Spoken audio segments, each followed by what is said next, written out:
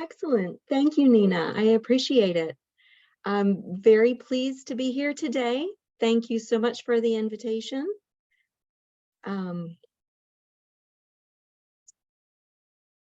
Let's see, can y'all see my screen and see the slides up?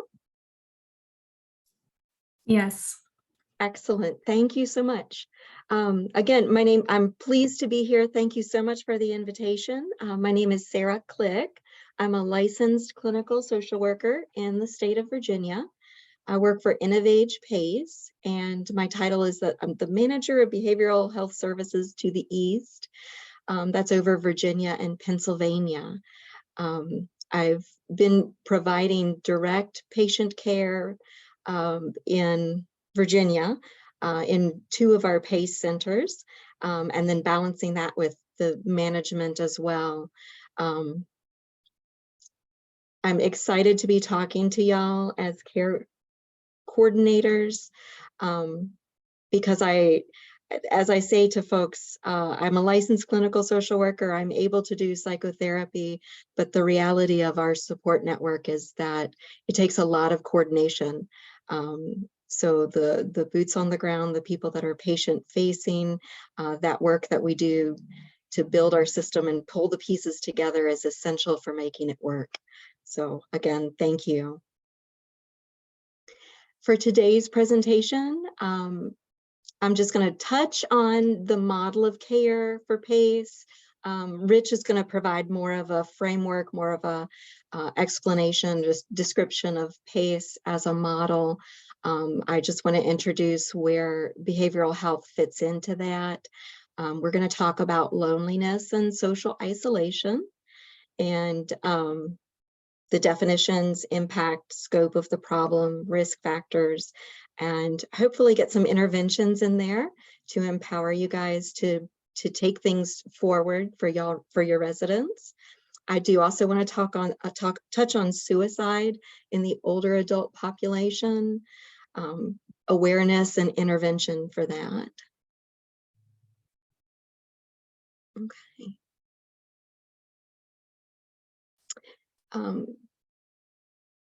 First to say, PACE is an acronym, stands for Program of All-Inclusive Care for the Elderly. The model is that we provide comprehensive care, including multiple disciplines, anything from clinic work, primary care, to therapy, occupational therapy, physical therapy.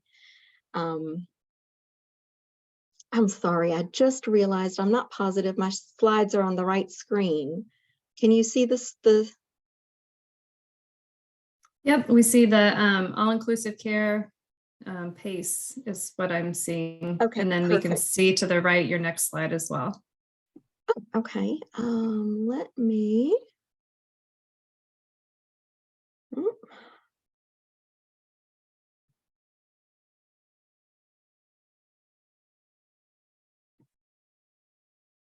I apologize, give me just a second.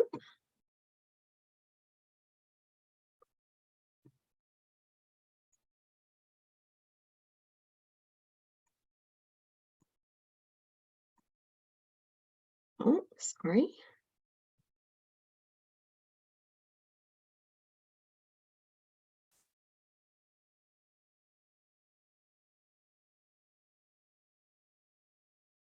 I'm sorry, give me just a second. I'm going to stop sharing. I seem to have dropped my notes and I apologize. No worries.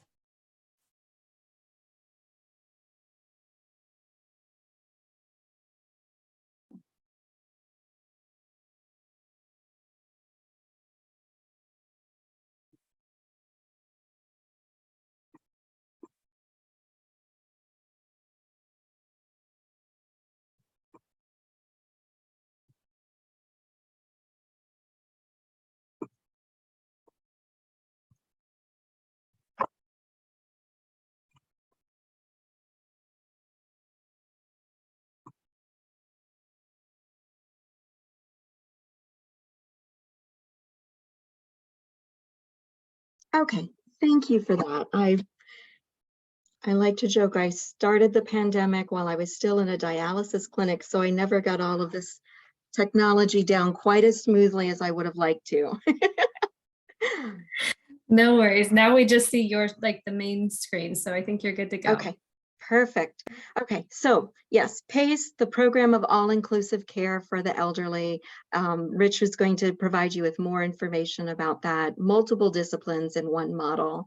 And behavioral health is not one of the core disciplines mandated by CMS to be a part of PACE. So I did want to give that little disclaimer. If you are in an area where you have a PACE that's not necessarily InnovAge, they may not have behavioral health staff. They may contract out their behavioral health services. But it's something that InnovAge, it's a choice that InnovAge has made to include behavioral health in the model because of the high incidence of need for the population. Okay, moving on. So this just gives you a quick image of the PACE model and the provision of care. Everything from social engagement through our day center, coordinated healthcare through our clinic, transportation to and from appointments, specialty care, in-home assistance, whether that be CNAs or RNs, medication management through our pharmacy, and of course, the participant and the caregiver at the center of that.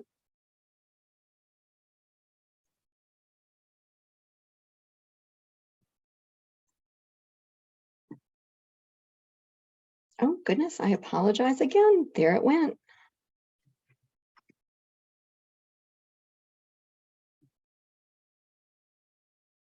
Okay.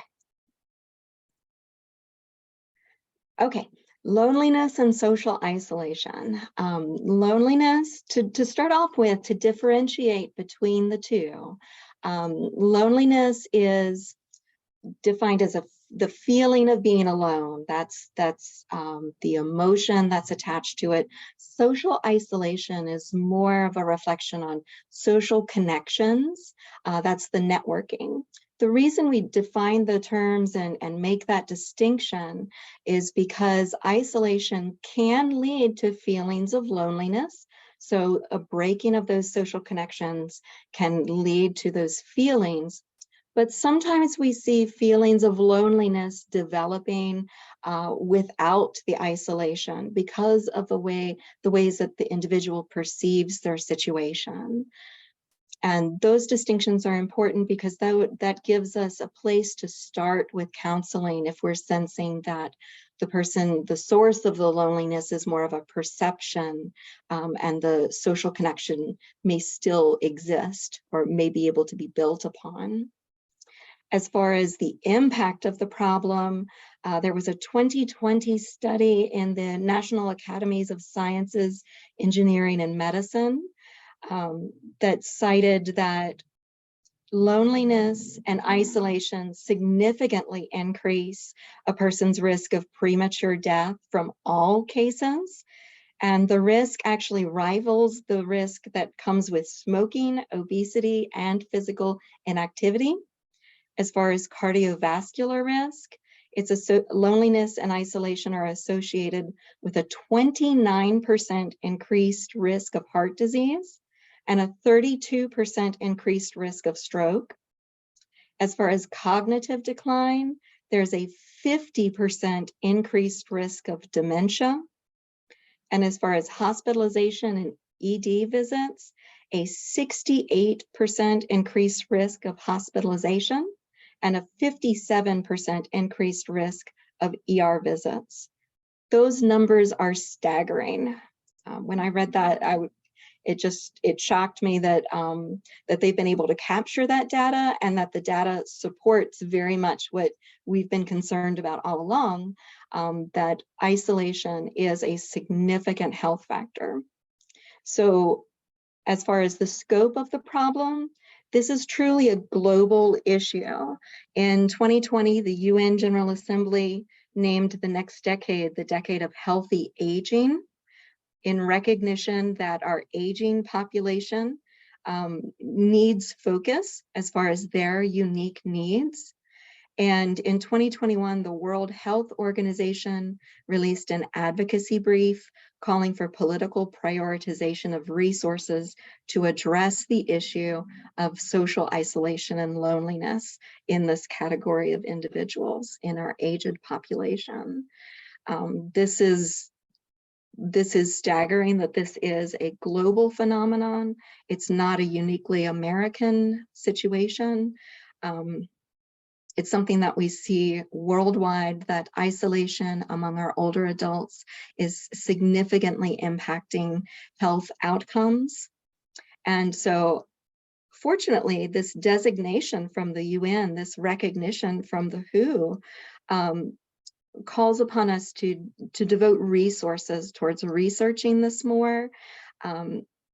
There's a lot of ideas right now about what we can do to combat this, but by the World Health Organization taking the step, designating resources, the call is to devote resources to studying what is effective, to give us guidelines as to effective intervention to combat this.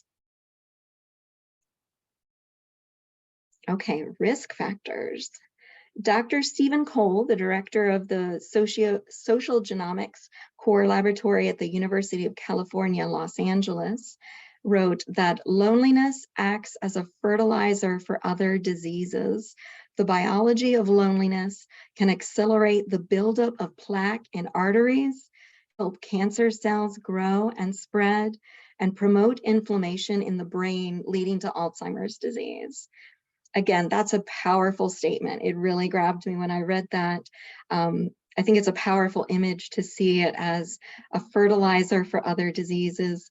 And Dr. Cole is clearly linking, clearly stating the link between loneliness, isolation, and advanced health issues because of these very physical repercussions. And so why does this happen? Our older adults are living longer, and so they are more likely to live alone as they lose spouses, as their circle of peers, family, and friends starts to decrease through death. They're experiencing individual loss, so there's grief and loss, as well as loss of connectivity. Societally, we've had changes where we are growing further apart. We're more of a, children moving away from home. It's been a decades-long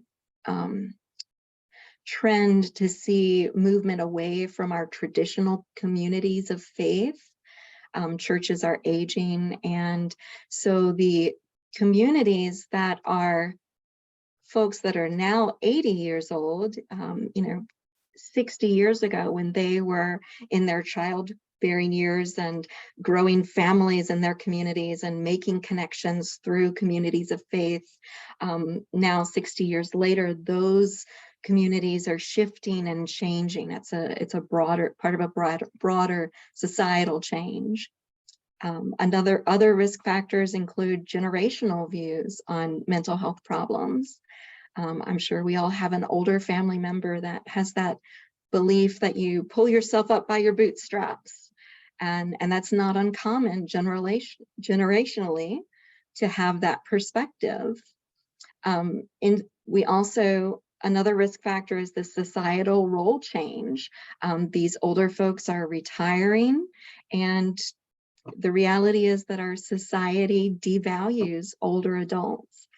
There are unique, more recent trends, models with gray hair and, articles and social media as far as, aging with grace and women letting their hair be more natural than dyed.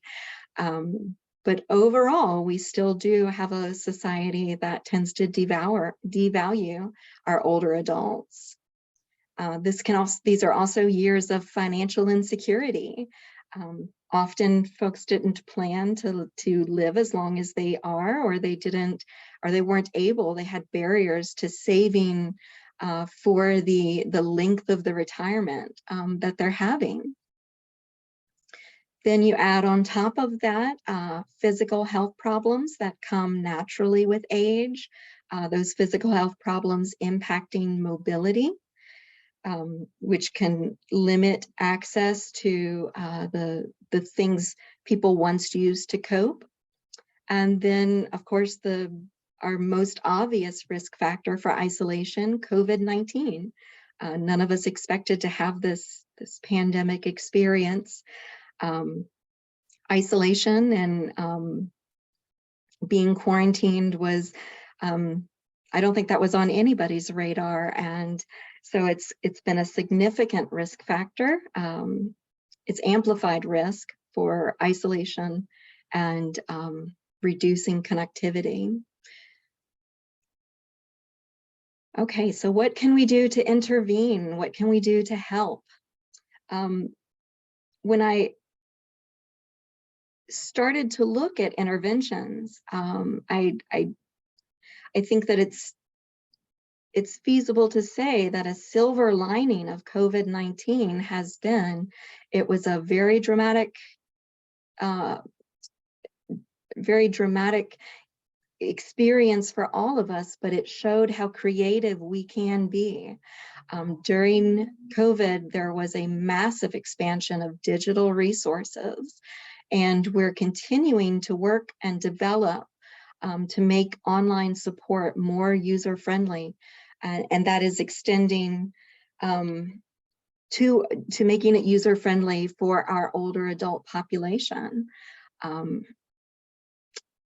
Many of the websites that I was looking at and creating this presentation and researching and playing around with are starting where they used to have simple Zoom or Skype invites. Now you find that the websites have been designed to where you can just simply click here on a button that is large and color-coded. So the development is headed towards a more intuitive and user-friendly design for folks that may have more limited vision or mobility, or even ability to navigate technology. COVID-19 also showed us how quickly we could grow and how quickly we could pivot and change. For those of us that have been in the field for a long time, sometimes it's easy to feel that governmental change, especially around mental health and behavioral health, comes very, very slowly and is usually reactive in nature.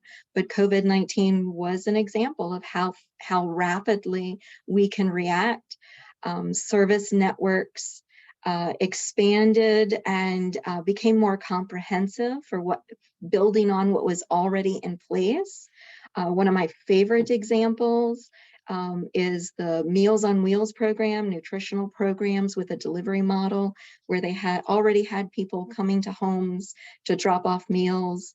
You know, they were able to pivot and train their volunteers to make connection with their population, to extend conversation, to turn what had been a drop off of a meal into a wellness check and a forming of connection and bond.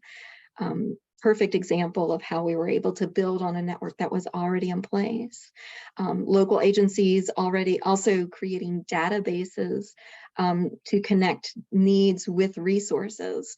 We know that we have a fairly fractured system, and so something as simple as creating a database. In Virginia, it's 211. And bulking that up and facilitating access to that and information flow was another silver lining or lesson that came out of COVID-19. A program I'm really excited about with the Mental Health America is peer support specialists. For anyone familiar with mental health, you may have heard peer support specialists. They have been used for several years now, for almost a decade now. Peer support specialists in the mental health realm and in the substance abuse recovery realm. And they're expanding that to include elder adults. So they may not be someone with mental health or substance abuse, but just simply an elder adult that is interested in offering support to other elder adults. So at the end of the presentation, I have a link for MHA, so you can find your local MHA chapter and see if they have that program in the works. When I made this slide, these 3 recommendations were based on a 2020 study, but in further kind of exploring and digging in, I found a 2022 study. So in reflecting on what makes a successful intervention, the first one would be person-centered. We're looking at interventions that are designed to meet folks where they are. The first study that I had found suggested that group-oriented interventions were successful. The second study I found was interesting, suggested that group-oriented ones were less supportive in forming long-term relationships, but then they emphasized efficacy of exercise. So interventions that incorporated movement, physical therapy, getting folks out of their apartments and moving were supported and found to be successful. And then repetition, creating an intervention that repeats itself, so that if someone maybe doesn't quite feel ready to attend the first one, they haven't missed the opportunity, they have a second, maybe 2 weeks later or a month later, another opportunity to attend. That's important when you're working with folks coming out of the pandemic, who may be challenged to leave the comfort of their home that they've been in the last 3 years. Okay, lastly, to touch on suicide among the elderly. People ages 85 and older have the highest rate of suicide. You can see from the graphic, the rate per 100,000 is 20.9. This is another staggering statistic. And I include the graphic there to fully illustrate, because often that shocks people when we talk about this statistic. A lot of people's response is surprise. It's believed, it's thought that that rate is so high because this age group is facing a balance of belonging and a feeling of burdensomeness. And that speaks to that social connectivity, balanced with, I don't want to burden my children, I don't want to burden my friends. So finding that balance, striking that balance is essential for coping and navigating that. And that's where the belongingness and the social connectivity is so important. So what can we do to combat this staggering and very scary statistic? We start with awareness, and that's two-pronged.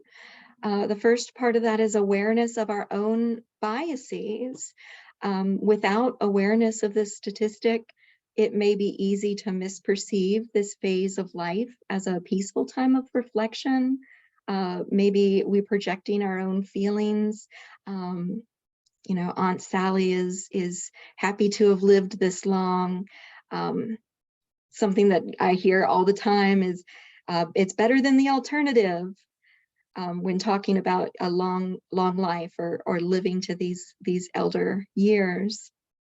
But those are biases. That's our misperception, when the reality is that for many individuals that may not be their experience. So awareness of our own biases is the first part of that. And then the second part of awareness is awareness of and being in tune with the slight changes in behavior and manner in your residents that may indicate depression and risk. So watching for those changes. Some of those changes can be withdrawing from activities, isolating from family and friends, sleeping too much or too little, visiting or calling people to say goodbye, giving away prized possessions, even aggression, and increased irritability or fatigue, increased sleep. And here I kind of speak to, and I want to empower you to kind of trust your intuition and gut instinct. Our intuition, it's not something that can be supported by research, but it does happen because as humans, we pick up on those physical changes in people, maybe changes in eye contact, changes in posture, changes in vocal tone. We may not be keying into those things as specific things that we're noticing, but those are the things that we pick up on, that our intuition says, something's not quite right with Miss Jones. Something's a little different than with Miss Jones lately. And so for that, I would say I would empower you to trust your intuition. And if you feel like you're picking up on those changes, don't be afraid to say something. Our words are very powerful. There is a myth that by saying out loud, Mrs. Jones, I'm concerned about you. I noticed some changes, and then engaging her in conversation. And there's a myth that by saying out loud, Miss Jones, are you thinking about hurting yourself? There's an idea that we may be planting that seed or giving that idea to somebody, but that is false. That's absolutely false. Study after study has supported that in reality, not being afraid to say those words, being able to communicate to someone, I'm not afraid to ask if you're considering hurting yourself, it opens the door to them to be okay to affirm or say that back to you, if that is what they're feeling. It lets them know that you're not afraid to go to that scary place. And in fact, this is not just limited to psychotherapy and counseling. There's a growth now, especially with violence in schools. They're doing crisis training and these kind of suicide interventions, training teachers, guidance counselors, and empowering other people outside of the counseling realm to be able to have these conversations with people. So please, if you're in that situation, don't be afraid that asking or saying the words out loud are going to push the person in that direction. In fact, it actually is the opposite. Another powerful intervention that you can do is just simply post the local hotlines or make people aware that there's a national 988 number. Just like we have nationally 911, 988 is the National Suicide Hotline. Anybody, anywhere can dial 988 on any phone, and it will link them to someone who can talk them through that moment. Okay, if you live in an area with no PACE, what are some community resources you may be able to access? First of all, encourage your resident to connect with their primary care physician, or if they have hospitalizations, to work with their hospital care managers. Behavioral health integration is becoming a more widespread model. You're finding behaviorally health or integrated health folks that are trained, like I've been, in multiple situations. You're starting to find us in PCP offices, in care manager positions, and that is because of recognizing that our nation has a shortage of counselors.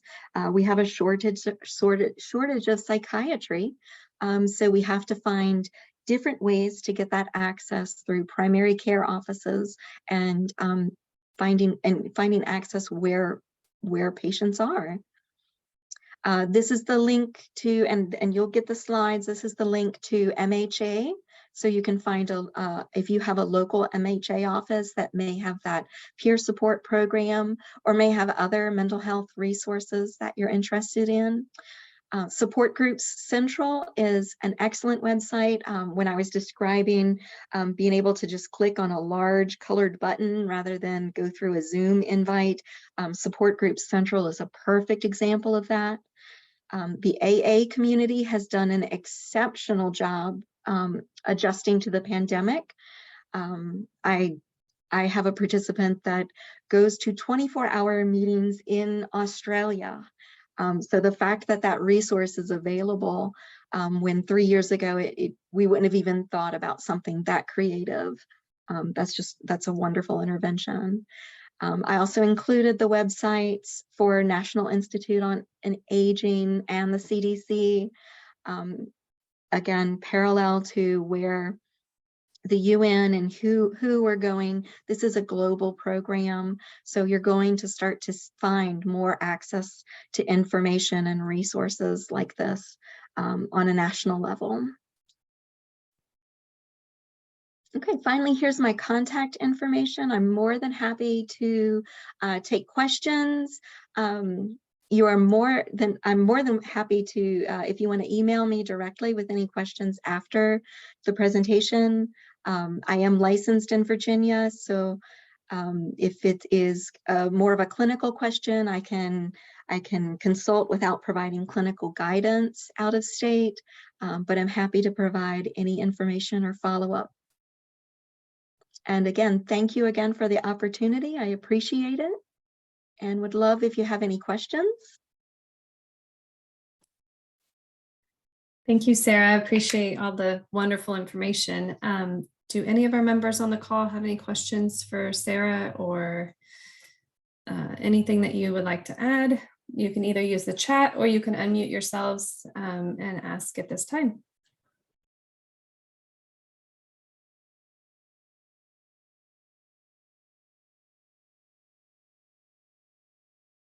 Okay, so I'm not hearing or seeing any questions at the moment. We do have Richard Degler on the call, who is going to talk a little bit about the InnovAge PACE program. So if you think of anything as he's talking, feel free to throw it in the chat. And I believe, Sarah, you're staying on and can take any additional questions after that. Absolutely.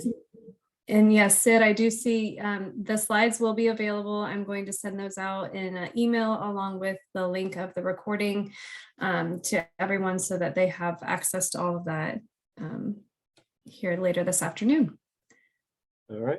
Hey, thanks, Nina. And Sarah, fantastic job on your presentation. This is Rich Degler from InnovAge. So great overview on social isolation and the impact of it. PACE, I do feel like PACE is a great solution for it. And for those of you that were not familiar with PACE, it stands for Program of All-Inclusive Care for the Elderly. We're a CMS program, really neat model. You know, I was describing it as a hybrid model. We are a health plan, but we're also a provider of majority of our services. And then we have a network of providers for services we don't provide, like hospital care and specialists. But it's a really neat service. We're 100% globally at risk, capitated rate. So we're able to pull our capitated rate to create unique service lines for individuals.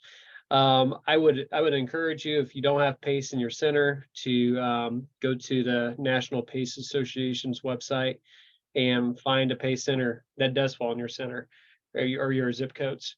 Because PACE is such a unique service and can really impact an individual's life and make a difference to where they can stay independent in their community. Some of the disciplines is I saw the logo that Sarah had up earlier. Great image of all the disciplines that we have, from primary care to dentistry to therapy to home care to meals to transportation to prescriptions. But it's a very holistic view of the individual, providing all their care with that coordinated view of that individual. Really a great system where somebody does not fall through the cracks like an individual can in the normal healthcare industry that is really hard to navigate. So I would encourage you to find a local PACE center wherever you're located at to be able to go see firsthand. Our facilities are great, and so are other PACE facilities. But with facility-based care, I always think seeing is believing. So I would tell you probably all PACE centers would be more than happy for you to go tour and ask questions and see everything firsthand yourself as well. I will pause there to see if there are any other questions.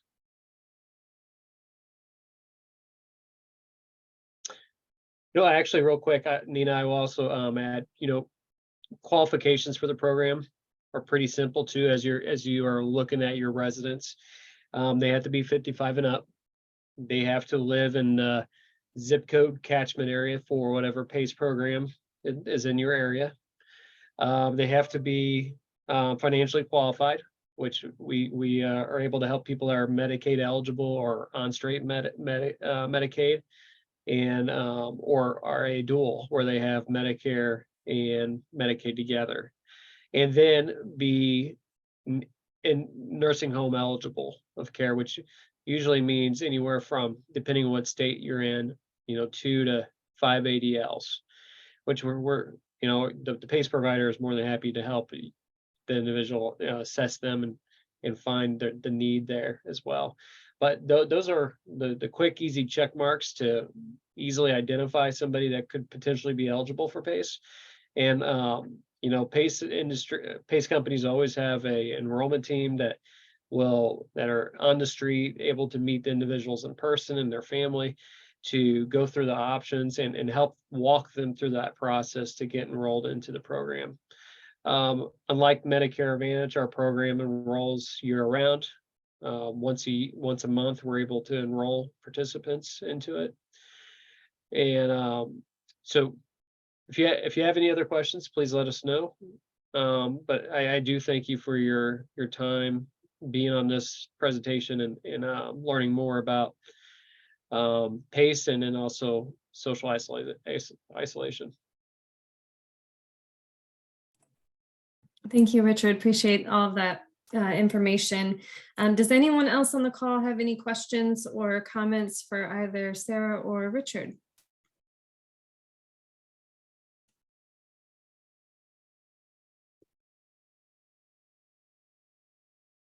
All right, I'm not seeing anything in the chat and I don't see anybody that's unmuted.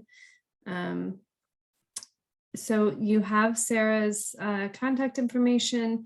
And if you have any specific questions related to what Richard was saying, I'm sure Sarah could also connect you with him. As I said earlier, we will share the slides as well as a recording of the training on our YouTube channel. So you guys can have access to that or share it with coworkers who maybe were unable to attend today. But thank you, Richard and Sarah, for your time. We really appreciate it. Great information. Thank you. Thank you so much.